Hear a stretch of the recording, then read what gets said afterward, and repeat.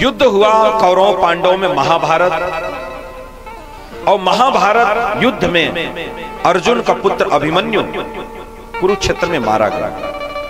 और जिस समय मारा गया उस समय उनकी पत्नी उत्तरा गर्भवती थी। उत्तरा गर्भवती थी।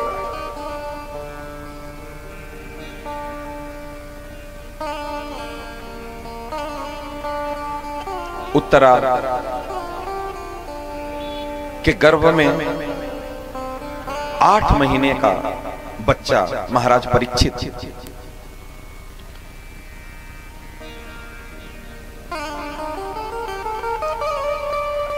इधर दुर्योधन का जंघा टूट गया, भीम ने अपनी गदा का प्रहार किया, जंघा तोड़ दिया।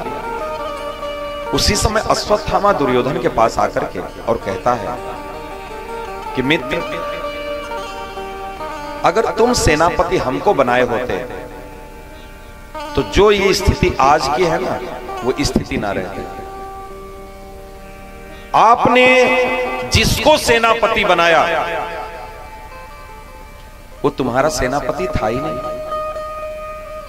वो था तुम्हारे तरफ, लेकिन लड़ रहा था पांडवों की तरफ से। अगर सेनापति बनाए होते तो ये तुम्हारी आज दशा न होती, तुम्हारी दशा और कुछ होती। यह बात सुन करके दुर्योधन तुरंत अपने खून को उठा करके और अश्वत्थामा को तिलक कर दिया, जाओ आज से तुम हमारे सेनापति, बताओ हमको क्या करना है। बोले 100 भाइयों समेत दुर्योधन मारा गया। 100 भाई मेरे मारे गए, 5 पांडव, एक भी पांडव मारा नहीं गया। कम से कम एक पांडव को तो मार दो, कम से कम एक पांडव का सर काट करके मेरे सामने लेकर। अश्वत्थामा ने कहा एक पांडव का क्यों, 5 पांडव का काट के लाएंगे। और उस दिन महाभारत युद्ध जीत करके 5 पांडव शिविर में जा रहे थे। उसी समय भगवान ने कहा कि चलो प्रवास क्षेत्र में चल करके उत्सव करते हैं, क्योंकि तुम लोग महाभारत जीते हो, उत्सव मनाते हैं। और ध्यान देना, प्रभु को ही पता है। कभी कभी होता है कि 2 लोग 3 लोग 4 व्हीलर पर बैठते हैं और जाने लगते हैं, तो कोई व्यक्ति बैठते बैठते उतर जाता है, और जिस गाड़ी से उतरता है वो गाड़ी 2 किलोमीटर जाने के बाद एक्सीडेंट कर जाती है। गाड़ी में बैठने वाले चालों ऊपर चले जाते हैं, जो नहीं बैठा वो बच जाता है। हमारे साथ कहां क्या होना है, कौन सी दुर्घटना हमारे साथ घटनी है, हमको नहीं पता, लेकिन मेरे ठाकुर को पता है, मेरे प्रभु को पता है। बोले ना, मेरे मालिक को रहती है मेरे हर बात की चिंता। समर्पित हो जाओगे ना तो इससे भी बचोगे, इससे भी बचोगे। भगवान 5 पांडवों को प्रवास क्षेत्र ले गए, और जिस बेड पर 5 पति सोते थे उसी पर आज 5 पांडवों के 5 पुत्र सो गए। और 12 बजे रात, अंधेरी रात में शिविर में प्रवेश किया अश्वत्थामा, और उन 5 का गला काट करके कपड़े में बांध करके दुर्योधन के पास ले गया। बोला, लो मित्र, तुम एक पांडव की कहे थे, मैं 5 पांडवों का सर काट करके ला करके तुम्हारे चरणों में डाल दूं। दुर्योधन बहुत प्रसन्न हुआ। बोला, मुझे भीम का सर दो, भीम का मुझे चाहिए। तो भीम के पुत्र का भी बड़ा सर था, जो बड़ा सर था वो निकाल करके दिया। ये लो। दुर्योधन अपने हाथों में लेकर के ऐसे दबाया जैसे कच्चा कुम्हड़ा फूट जाता है, वैसे फूट गया। दुर्योधन कहा, ना, किसका सर काट करके लाए? ये भीम का सर नहीं है, क्योंकि भीम से जब हमारा युद्ध हो रहा था तो हमने न जाने कितनी गदा उसके सर पे मारा। जब उसके सर पे मैं गदा मारता था तो उसके सर से चिंगारी निकलती थी। किसका सर ला करके काट के दिए? इतना सुकोमल भीम का सर नहीं हो सकता। 5 सर को निकाल करके देखा तो दुर्योधन ने 5 पांडवों के 5 पुत्र थे। दुर्योधन को बहुत पीड़ा हुआ। दुर्योधन ने कहा, अश्वत्थामा, आज तो तुमने हमको जल और पिंड से भी वंचित कर दिया। अरे कभी अगर ये पांचों बच्चे अपने पिता माता का जाते पिंडदान करने के लिए, अपने चाचा ताऊ का करने जाते, तो लगे हाथ हम सबका भी पिंडदान कर देते, पिंड और जल तो मिलता। लेकिन तुमने हमें पिंडदान और जल से भी तुमने वंचित कर दिया। कभी दुर्योधन हंसता, कभी मरता, और कभी हंसता कभी रोता, क्योंकि दुर्वासा ऋषि की 6 महीना तपस्या करके दुर्योधन ने वर प्राप्त किया था। क्या? कि मैं जब हंसूं और रोऊं, जब दोनों एक साथ हो तभी मेरी मृत्यु होगी। क्योंकि उसको जानता था कि हंसेंगे तो रोएंगे नहीं, रोएंगे तो हंसेंगे नहीं, क्योंकि रोता हुआ व्यक्ति हंस नहीं सकता, हंसता हुआ व्यक्ति रो नहीं सकता, दोनों एक साथ होगा नहीं तो हम कभी मरेंगे ही नहीं। लेकिन रचयिता तो ठाकुर जी है। हिरण्यकश्यपु भी बहुत छल से वर मांगा था, ऊपर न मरू, नीचे न मरू, दाएं न मरू, बाएं न मरू, बाहर न मरू, भीतर न मरू, दिन न मरू, रात मरू। भगवान ने कहा बेटा चिंता मत करो, तुम्हारे लिए अलग समय बनाएंगे, घबराओ, लेकिन छोड़ेंगे नहीं तुम, बचोगे नहीं आप इस मृत्यु लोक में आकर के, बचोगे नहीं आप, चाहे कुछ भी कर लो आप बचोगे नहीं। जाना कंफर्म है, जातस्य ही ध्रुव मृत्यु ध्रुवम जन्म मृतस्य च। आपको जन्म लेना और मरना ये तो निश्चित, इससे नहीं बच पाओगे आप। हो कोई वैज्ञानिक तो बदल दे इसको, हो ऐसा कोई साइंटिस्ट है तो इसको बदल दे, नहीं बदल सकते आप।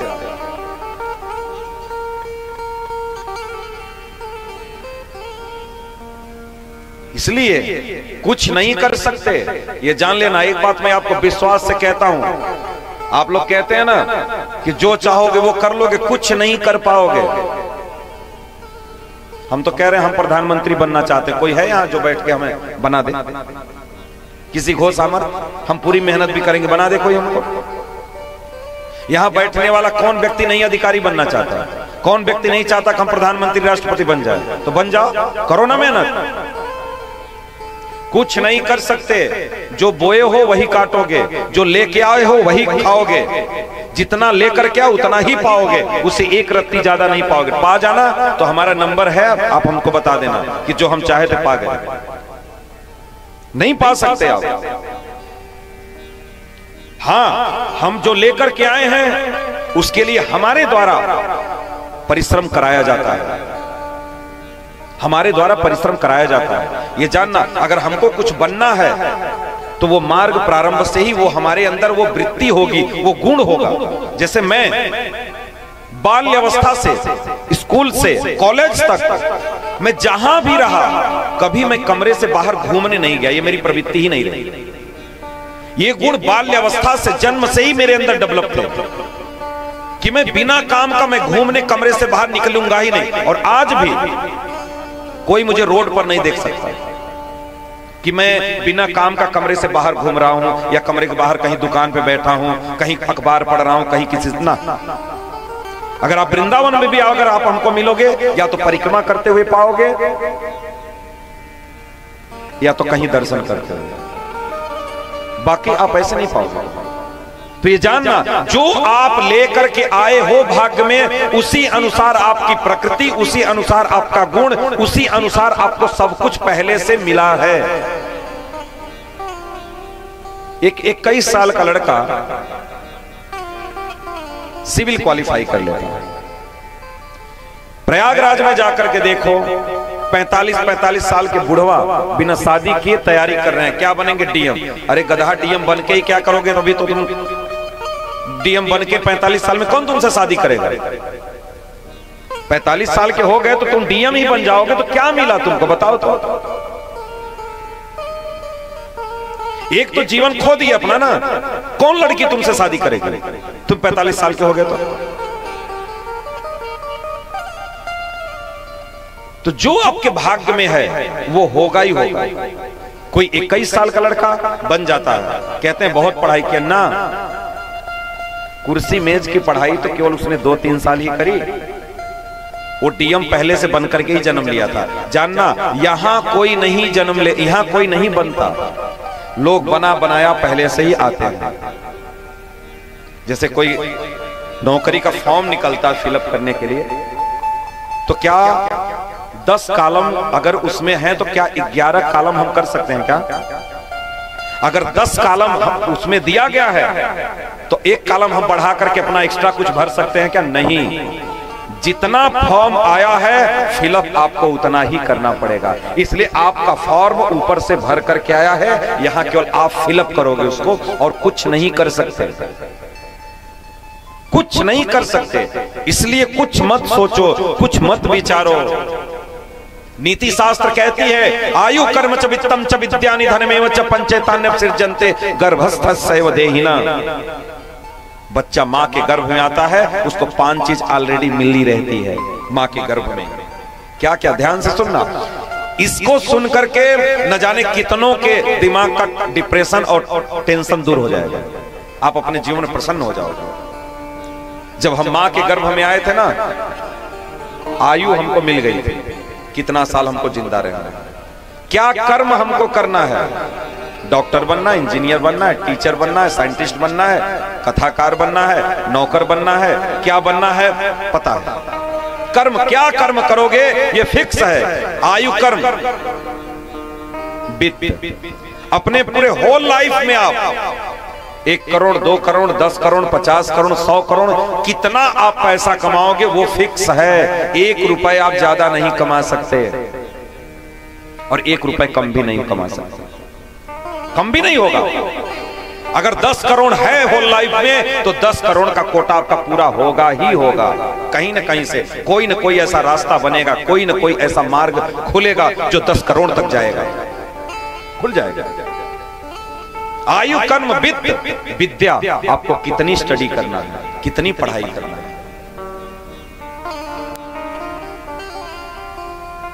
कितनी पढ़ाई करना है। हमको क्या पता था कि हम बाबा बनेंगे? कॉलेज में भी हमको नहीं कभी लगा कि हम बाबा जी बनेंगे। शास्त्र का स भी नहीं जानते थे, कथा का क भी नहीं जानते थे। लेकिन 8 साल का ऐसा स्वाध्याय एक कमरे में बंद होकर के, मैं तो कहता हूं जितना 7-8 साल में हमने 6 साल में मेहनत करी, उतना कोई व्यक्ति 1 साल अगर उतना मेहनत कर दे तो ऐसा कोई संसार, कोई एग्जाम नहीं जो क्वालिफाई ना कर पाए, कोई एग्जाम ऐसा नहीं। क्यों? मैं अपने जीवन से सीखता हूं कि जो कॉलेज में कभी 5 घंटा से ज्यादा नहीं पढ़ा, वो लड़का जाकर के आश्रम में वो 18-18 घंटा 17-17 घंटा कैसे पढ़ा, 5 घंटा कैसे सोया, 4 घंटा कैसे सोया, इतना मेहनत उससे कौन करवाया? हम ही तो थे। कौन करवाया उससे? मैं बोला ना, वो दरवाजा खोलेगा आपको आपके लक्ष्य तक पहुंचाने वाला। चिंता मत करो, घबराने की जरूरत नहीं कभी। इसलिए अपने अंदर वो डेवलप करो, विश्वास, वो धैर्य, वो दृढ़ता अपने अंदर लाओ, जिससे आपका जीवन सरल होगा, आपका जीवन सहज होगा। आप अपने जीवन को सरल बनाओ, आप अपने जीवन को सहज बनाओ, जिसमें आपको आनंद मिलेगा, सुकून मिलेगा। आप अपने जीवन को फ्रस्ट्रेट मत करो, अपने जीवन को फंसाने के चक्कर मत पड़ो। होई हई सोई जो राम रचि राखा, को करि तर्क बढ़ावई साखा। इसलिए आयु कर्म वित्त विद्या निधन। किस दिन मरना है ना, उस दिन हमको जाना ही पड़ेगा, निश्चित जाना पड़ेगा, कोई रोक नहीं सकता। और नहीं मरना है तो आप 500 फीट ऊपर से हमको फेंक दो, नहीं मरेंगे। और नहीं तो यही परिक्रमा करते हुए मंच से गिरेंगे, तलाक से चले जाएंगे। जो होना है सो हो करके रहेगा मेरे भाई, हो करके रहेगा। इसलिए बस जीवन को समझने की बात है। ये जीवन बहुत कठिन नहीं है, बस जीवन को हम समझ नहीं पाते। जैसे मैथमेटिक्स बहुत सरल है, लोग तो बैठते हैं, सुबेरे बैठते हैं, शाम को उठते हैं, इतनी सरल मैथमेटिक्स है, बस समझने आ जाए आपको, बस फिर क्या दिक्कत है, करते चलो जाओ। फिजिक्स सुबह पढ़ने बैठो तो शाम हो जाए, रात 10 बजे बैठा बच्चा 5 बज गया, घड़ी में 5 बज गया, सोए नहीं। ये है मैथमेटिक्स और फिजिक्स, कि रात को बैठा सुबह हो गया। बस समझने की बात है, आपको समझ में आनी चाहिए बस। अगर समझ गए आप तो ये जीवन बहुत आसान, बहुत सरल है, जीवन बहुत सरल है जीवन।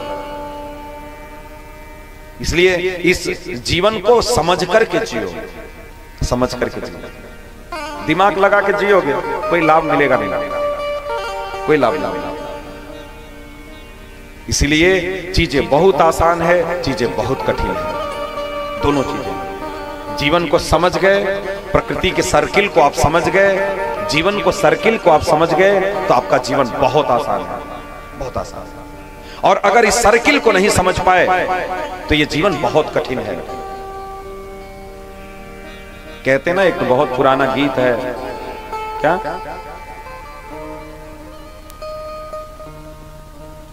अरे जिंदगी इम्तिहान लेती है, अरे लोगों की जान लेती है,